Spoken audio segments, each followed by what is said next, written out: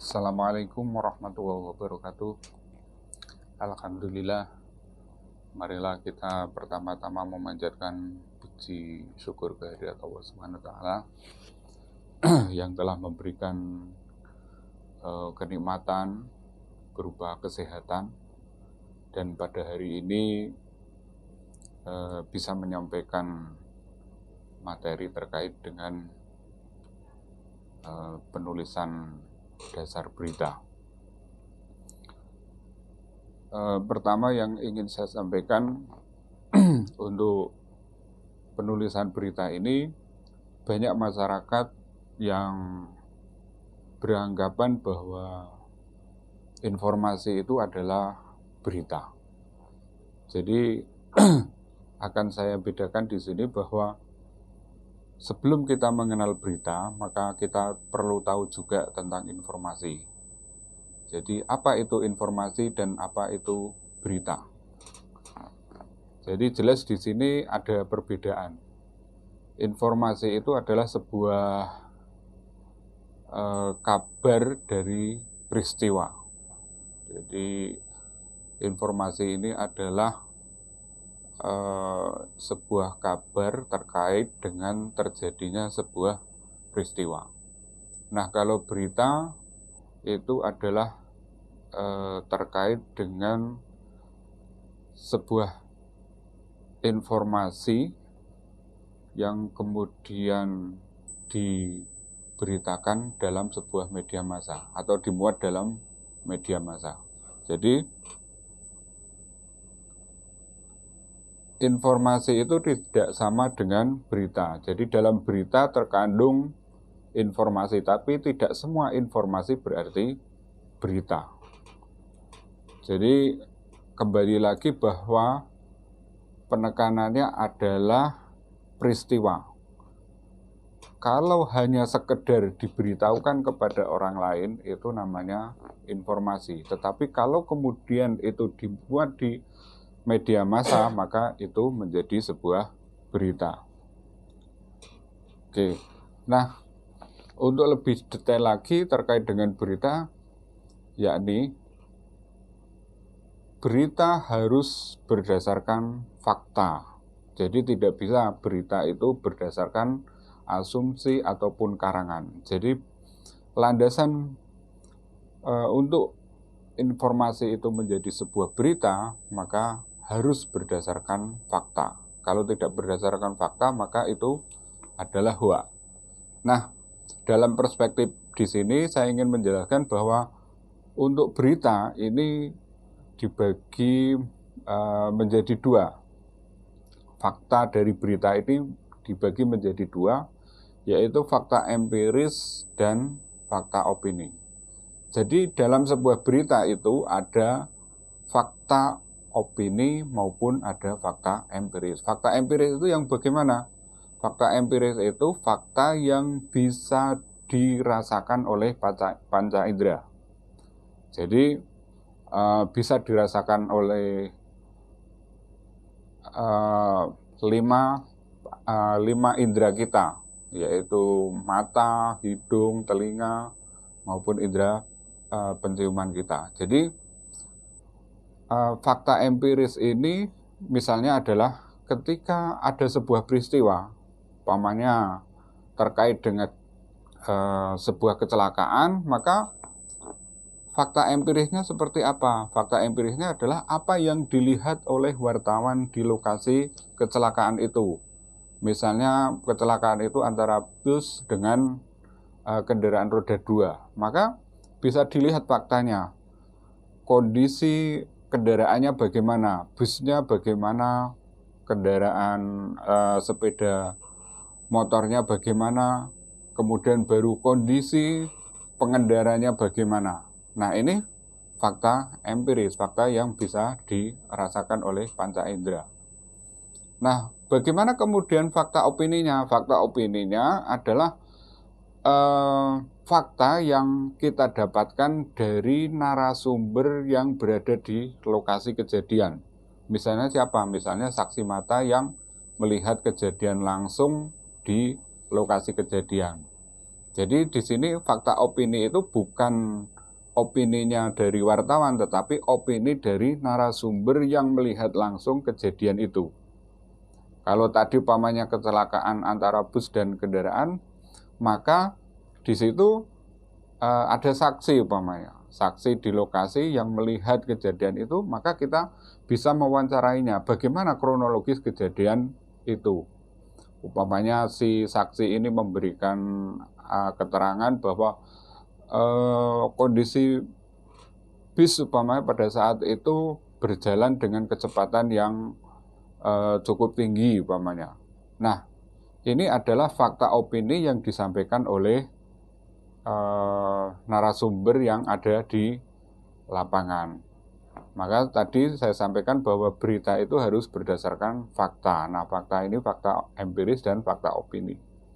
Nah, misalnya saja begini, untuk mendapatkan kejelasan, kalau kita di kampus itu kan sering ada seminar, kemudian ada sering kita melihat orang berpidato atau orang menyampaikan makalah. Nah, dalam perspektif ini, adanya orang yang ngomong atau pidato di dalam seminar atau di dalam kegiatan di kampus itu adalah sebuah fakta.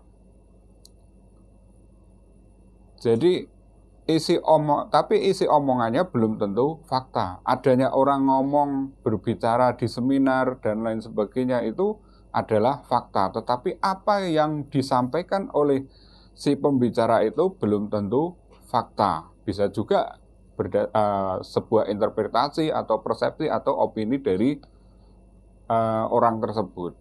Maka di sini harus dibedakan. Anda harus bisa melihat bahwa adanya orang ngomong itu adalah sebuah fakta. Tetapi apa yang diomongkan oleh orang itu belum tentu fakta. Maka sebagai seorang wartawan, kita harus mencari tahu apakah yang disampaikan itu betul atau tidak.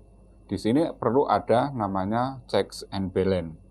Jadi kita perlu meng-cross check apa yang disampaikan oleh orang itu apakah sebagai sebuah fakta atau bukan. Nah, di sini kita bisa mengatakan bahwa berita itu harus berdasarkan fakta. Jadi itu harus. Jadi tidak boleh berita itu berdasarkan asumsi ataupun berdasarkan karangan dari orang atau narasumber. Nah, dalam pembuatan berita itu kita lazim mengenal 5W plus 1H. Jadi 5W plus 1H itu apa? 5W-nya apa, 1H-nya apa? Jadi 5W plus 1H ini tentang what, where, when, who, why, dan how.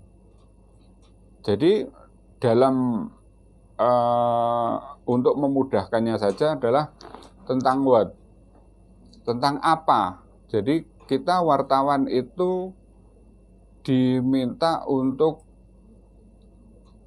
mencari. Jadi tugas wartawan itu adalah mencari, kemudian mengumpulkan dan menuliskan berita. Nah, bila ada sebuah peristiwa, maka ada what-nya, apa yang terjadi, peristiwa apa yang terjadi, kemudian di mana kejadiannya, kemudian kapan waktunya, kemudian siapa yang terlibat dalam kejadian itu, dan kenapa peristiwa itu bisa terjadi, dan bagaimana kronologis dari kejadian itu. Jadi 5W plus 1H ini untuk memudahkan kita menulis.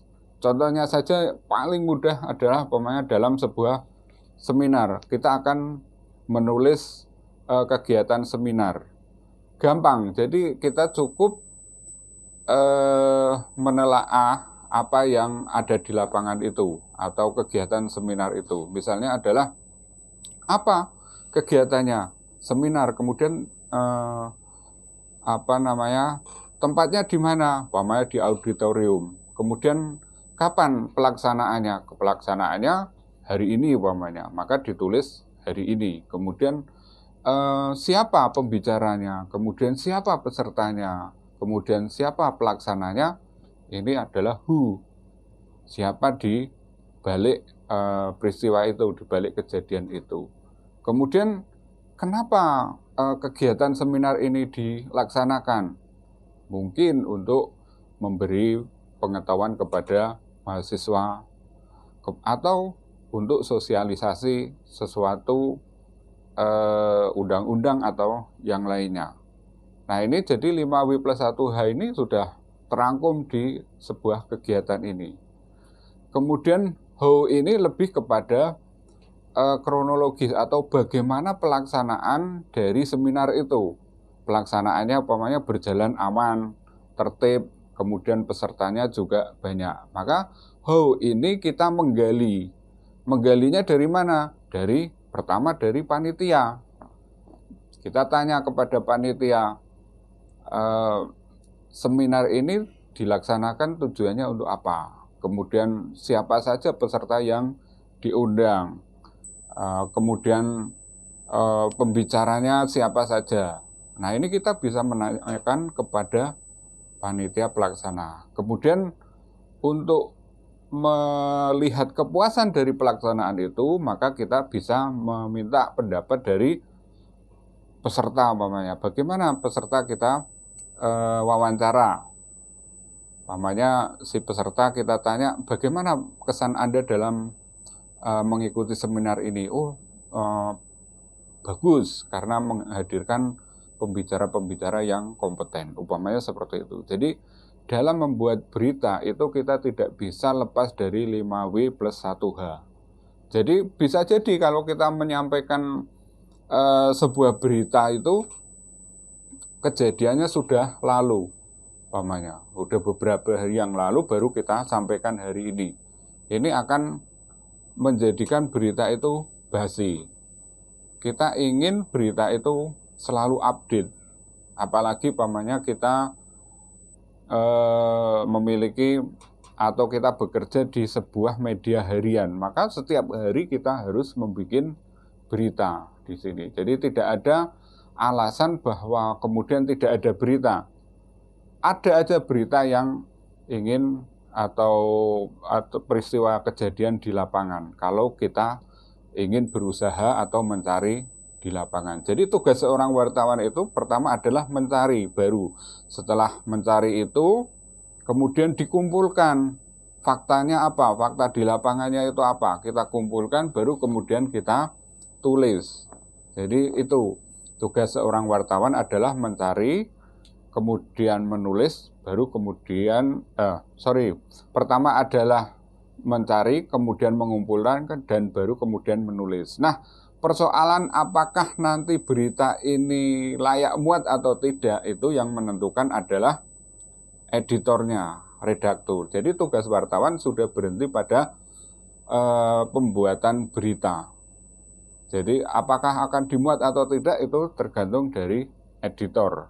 Nah, editor memiliki sharing terhadap berita itu, apakah layak atau tidak. Oke, saya lanjutkan.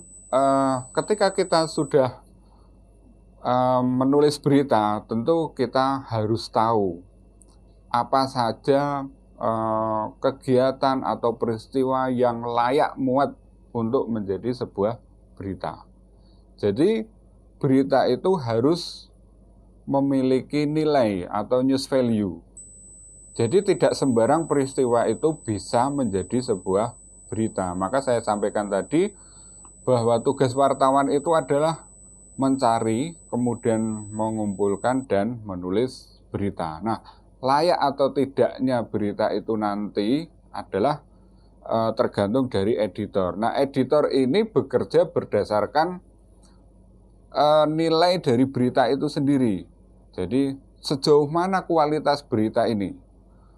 Untuk melihat apakah berita itu berkualitas atau tidak, yang pertama adalah kita perlu melihat timeline-nya, aktualitas. Pertama adalah aktualitas. Apakah informasi yang kita tulis itu masih aktual atau tidak. Jadi timeless ini sangat penting.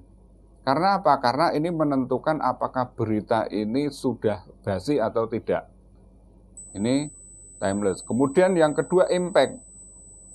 Jadi sebuah berita itu harus berdampak. Berdampak itu maksudnya bagaimana? Ketika berita itu diturunkan, maka apa yang kita tulis itu akan berdampak kepada masyarakat. Saya contohkan umpamanya adalah terkait dengan yang paling baru, umpamanya terkait dengan Omnibus Law, Undang-Undang Cipta Kerja. Nah, ketika masih menjadi rancangan undang-undang ini kan menjadi kontroversi, dan kemudian ketika disahkan juga menjadi kontroversi. Karena apa? Karena ketika undang-undang ini disahkan, ini akan berdampak luas kepada masyarakat. Maka ini berita ini sangat layak untuk dimuat. Karena apa? Karena berimpact atau berdampak kepada masyarakat luas. Kemudian selain impact apa? Proximity, jadi kedekatan. Kedekatan dari peristiwa itu. Peristiwa itu dekat dengan pembaca atau tidak. Jadi berita ketika kita pembaca itu ketika akan membaca sebuah berita itu dia akan melihat dari proximity-nya juga, kedekatan. Umpamanya dia orang Semarang, tentu akan membaca berita yang berkaitan dengan kejadian yang ada di Semarang. Kalau kemudian dia adalah orang Demak atau orang luar Jawa, umpamanya orang luar Jawa, maka dia akan memperhatikan berita-berita yang berkaitan dengan berkaitan dengan luar Jawa. Kalau itu umpamanya orang Demak tadi, ya dia akan memilih berita orang Demak. Jadi proximity, lebih kedekatan pada peristiwa. Jadi kalau kita orang Semarang, maka kita tentu akan membaca berita-berita Semarang. Maka yang kita perhatikan ketika kita menulis berita juga terkait dengan proximity-nya. Kemudian yang ketiga, terkait dengan konflik, news value. Jadi news value-nya terkait dengan konflik. Pertentangan ini menjadi sangat menarik ketika diberitakan. Umpamanya orang berkelahi, ini kan soal pertentangan. Ini juga menarik ketika diberitakan. Konflik lainnya adalah perang. Jadi ketika antar negara berperang itu juga menarik untuk diberitakan. Umpamanya yang paling terbaru antara Armenia dengan Azerbaijan.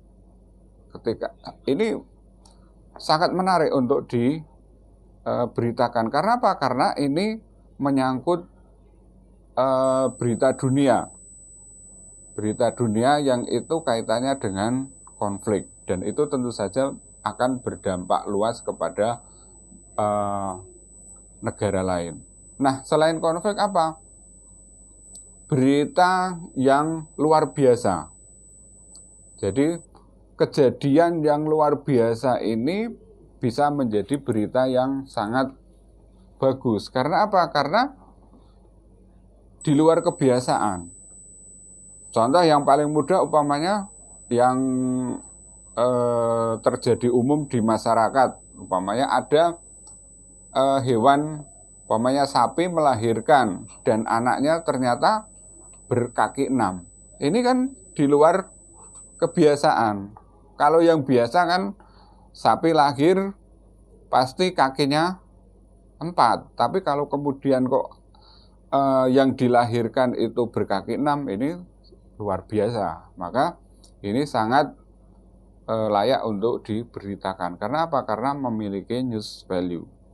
Nanti apakah tinjauannya dari sisi medis bagaimana, kemudian dari sisi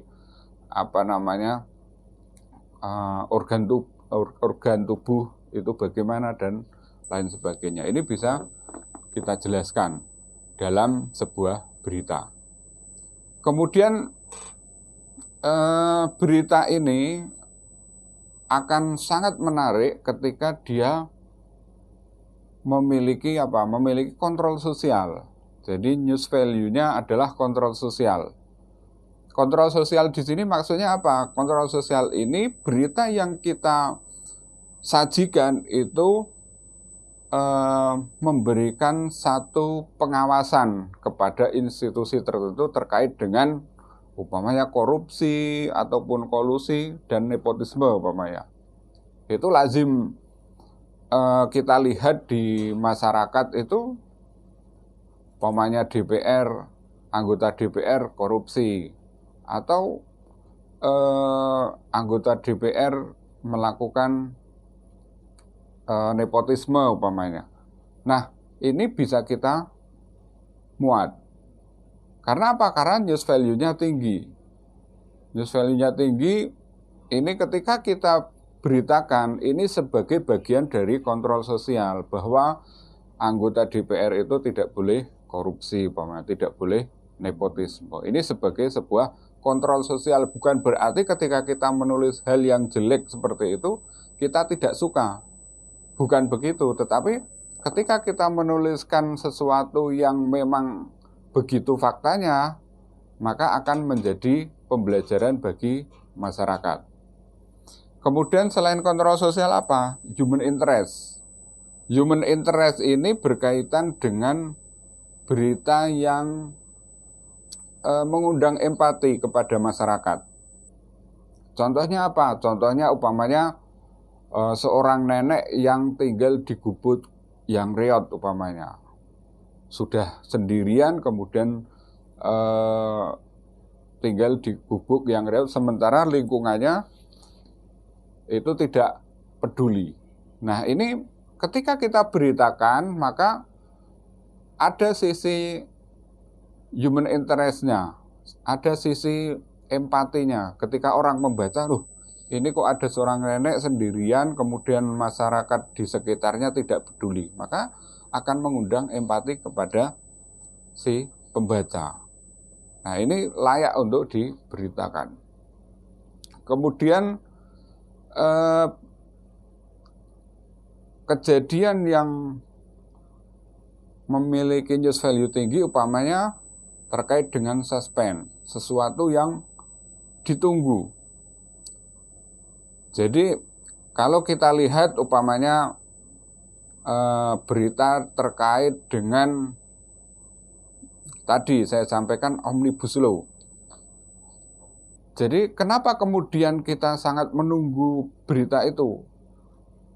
Apakah nanti pemerintah itu akan tetap menjalankan undang-undang ini atau kemudian mengganti dengan undang-undang yang lain? Nah, ini kita tunggu. Karena apa? Karena masih menjadi kontroversi di masyarakat. Masyarakat terutama buruh mahasiswa menghendaki agar undang-undang tersebut tidak dilaksanakan. Karena ada sejumlah pasal yang itu menyebabkan buruh ataupun yang lainnya, masyarakat itu merasa dirugikan terhadap undang-undang ini.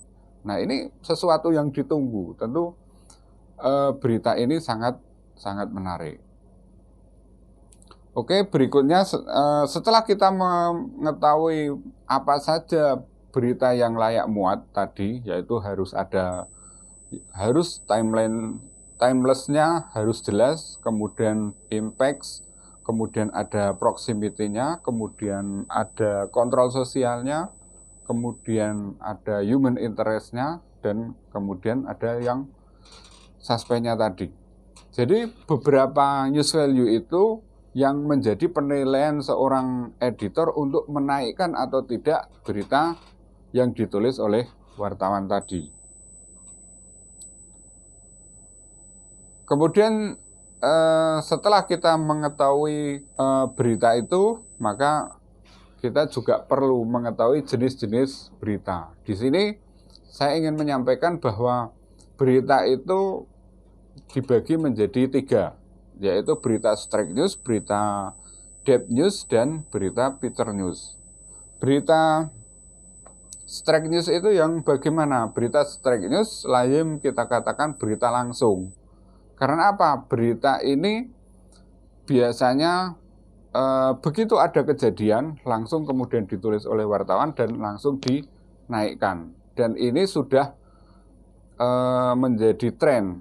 Terutama apa? Terutama karena sekarang banyak bermunculan web.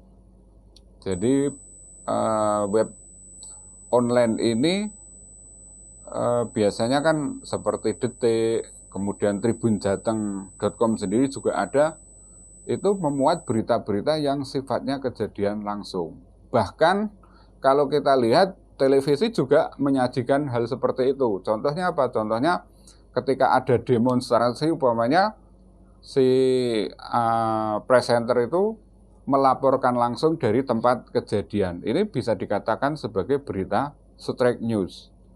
Nah, bagaimana kemudian berita depth news-nya? Berita depth news ini adalah berita mendalam, berita yang dikembangkan dari straight news sebenarnya, tapi disajikan dalam bentuk yang lebih detail.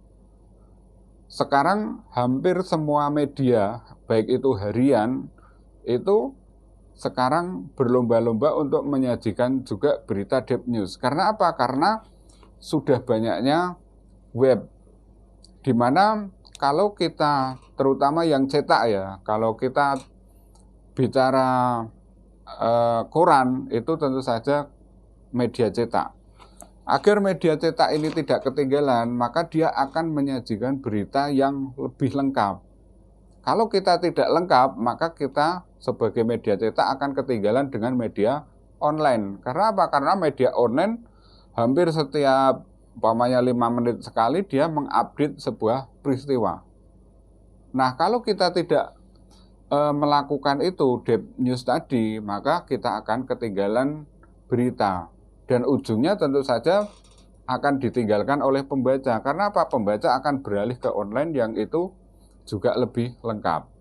Itu. Maka untuk menghindari itu, kita harus menyajikan berita yang lebih lengkap lagi dari berita online. Nah, depth news ini dulu dipakai oleh media mingguan. Jadi umpamanya majalah. Majalah ini biasanya menggunakan depth news. Karena apa?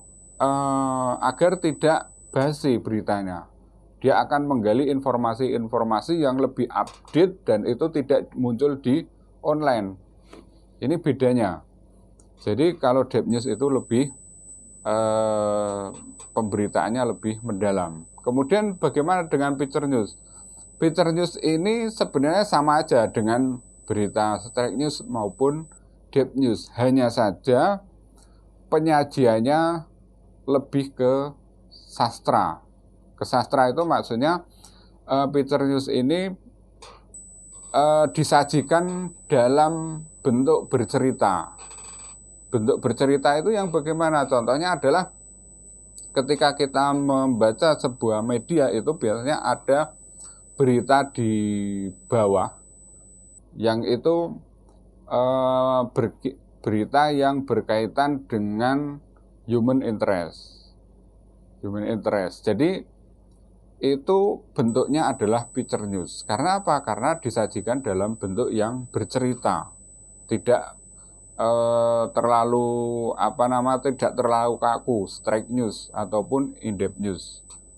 Ini lebih ke sastra. Jadi feature news ini penyajiannya lebih berita yang bercerita. Gaya penulisannya adalah gaya penulisan sastra. Sehingga berita ini juga banyak peminatnya. Karena apa? Karena berita ini begitu ditulis akan tuntas begitu. Kalaupun itu disambung, itu pembaca akan mencari tahu bagaimana kelanjutannya. Adapun untuk ciri-ciri feature news ini, gaya penulisannya merupakan gabungan antara bahasa artikel dengan bahasa sastra, sehingga cenderung enak dibaca. Jadi tidak lagi menulisnya itu secara kaku dengan urutan umpamanya 5W plus 1H, harus apa, siapa, atau kenapa, gimana. Ini tidak harus urut seperti itu, tetapi lebih rancak. Jadi hampir semua alinea ini adalah merupakan inti dari berita itu. Jadi gaya penulisan Peter News ini lebih kepada gaya sastra, sehingga banyak juga pembaca yang menyukai tulisan Peter News ini. Dan Peter News ini biasanya juga hampir semua media memakai, baik itu online ataupun majalah, ini menggunakan Peter News ini. Karena apa? Karena memang gaya bahasanya enak. Hanya saja kita harus melihat apakah berita itu layak untuk dijadikan Peter News atau tidak. Sepanjang berita itu berkaitan dengan human interest atau profil seseorang yang berkaitan dengan prestasi, itu sangat menarik untuk dibikin Peter News. Nah, berikutnya jadi untuk menulis sebuah berita tadi ada 3 jenis, yaitu jenis straight news, deep news, kemudian Peter News. Tadi sudah saya sampaikan terkait dengan ciri-cirinya juga. Dan terakhir adalah bahwa berita itu harus kritis. Kritis itu bukan berarti menjelek-jelekan. Kritis itu bukan menafikan fakta yang baik. Atau kritis itu bukan berarti menghakimi. Kritis dilakukan untuk memperbaiki, dan kritis dilakukan dengan menampilkan fakta. Kritis bisa disertai dengan pendapat orang lain. Jadi maksudnya bahwa berita itu harus tetap kritis. Kritis bukan berarti menjelek-jelekan. Ini maksudnya adalah berita yang kita sampaikan itu memang berdasarkan fakta seperti itu, tidak bermaksud untuk menjelek-jelekan orang. Kalau kemudian kejadiannya baik, umpamanya ya kita beritakan baik, tetapi kalau memang itu jelek maka kita beritakan jelek. Nah, disinilah bahwa kritis itu tidak untuk menjelek-jelekan, tetapi kritis ini tetap berdasarkan dengan fakta. Jadi perlu kita pahami bahwa berita itu harus kritis. Kalau tidak kritis ya namanya bukan berita. Karena apa? Karena berita itu lebih menampilkan kepada tadi, diantaranya adalah sosial kontrol. Jadi kalau sosial kontrol ini adalah mengkritisi apa-apa yang tidak baik atau apa-apa yang belum baik. Sehingga apa? Sehingga berita itu memang disukai oleh pembaca. Kalau kemudian yang sudah baik kita beritakan, ya oke, tidak apa-apa. Kita tetap memberitakan berita-berita yang baik pula. Jadi ada balances di sini. Jadi berita itu harus tetap kritis tetapi tidak menghakimi. Dan kritis di sini adalah harus menampilkan fakta, tidak kemudian kita sembarangan dalam menuliskannya. Jadi saya rasa itu terkait dengan penulisan berita. Jadi penulisan berita ini semoga bermanfaat bagi para pendengar atau pemirsa, bahwa semata-mata bahwa ketika kita menulis berita itu untuk kebaikan banyak orang. Jadi berita yang kita tulis itu bukan untuk kepentingan wartawan ataupun untuk kepentingan perusahaan saja, tidak, tetapi berita yang kita tulis itu memang untuk masyarakat. Agar apa? Agar masyarakat juga pintar atau masyarakat mengetahui apa yang sebelumnya tidak diketahui. Karena apa? Karena masyarakat tidak mungkin bisa menjangkau banyak informasi. Nah, salah satu cara untuk mendapatkan informasi yang lebih simpel adalah ya kita mau membaca media massa.